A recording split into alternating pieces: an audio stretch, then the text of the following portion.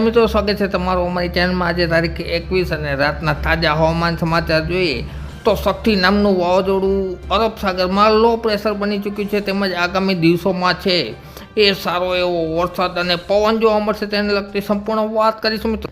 તારીખ 22 અને બપોરના તાજા હવામાન સમાચાર જોઈએ તો શક્તિ નામના વાવાઝોડાની અસર રૂપે સૌરાષ્ટ્રમાં છે એ જામનગર, દ્વારકા તેમજ સાથે સાથે જૂનાગઢ વિસ્તારમાં, આ ઉપરાંત સુરેન્દ્રનગર, રાજકોટ વિસ્તારમાં, વડોદરામાં અને ગીર સોમનાથમાં, સાસણની આજુબાજુના વિસ્તારોમાં ગાજવીજ સાથે અને ભારે પવન સાથે વરસાદ જોવા મળશે। તેમજ આપણે લોકેશન જોઈ અરબ સાગરમાં વાવાઝોડાનું તો મુંબઈની આસપાસ આવતીકાલે છે એ વાવાઝોડું સક્રિય રહેશે અને ત્યારબાદ ધીરે ધીરે છે એ ઉત્તર પશ્ચિમ તરફ ગતિ કરશે વાવાઝોડું, જેની અસર રૂપે છે એ ફરીથી 23 તારીખના રોજ છે ભારે જમાવટ થશે વરસાદમાં, જેમાં ખાસ કરીને જામનગર જિલ્લામાં, ઉપરાંત પોરબંદર જિલ્લામાં તેમજ ખંભાળિયાની આસપાસના વિસ્તારોમાં, જૂનાગઢમાં, કંડોળામાં, ધોરાજીમાં, આ ઉપરાંત ગીર સોમનાથના વિસ્તારમાં, દરિયાકાંઠાના સંપૂર્ણ વિસ્તારમાં ગાજવીજ સાથે વરસાદ જોવા મળશે।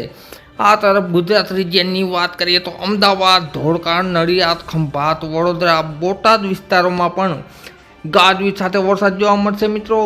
અને સિસ્ટમ છે એ આવતીકાલે ડીપ ડિપ્રેશનમાં ફેરવાશે અને ત્યારબાદ સાયક્લોનની કેટેગરીમાં આવશે ને તમે જોઈ શકો છો સિસ્ટમનો ઘેરાવો ખૂબ જ મજબૂત થશે અને વરસાદ, મોટા ભાગનો વરસાદ છે એ સિસ્ટમની આજુબાજુ જોવા મળશે।